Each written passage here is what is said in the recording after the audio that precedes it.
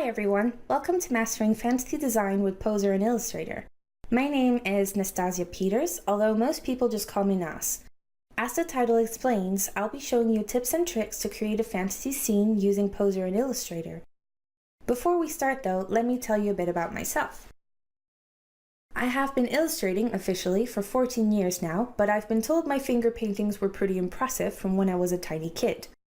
I started out traditional, but quickly changed to digital and instantly fell in love with vector.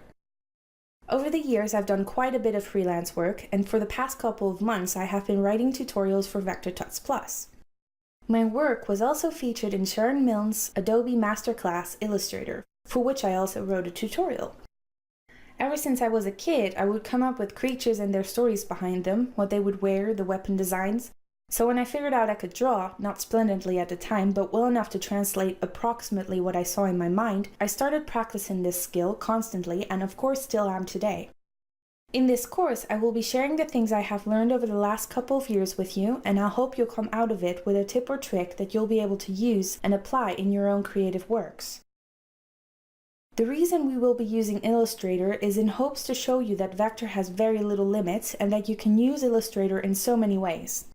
It is often used to create clean-cut illustrations as Vector has that aspect. In this course, we are going to paint with Vector.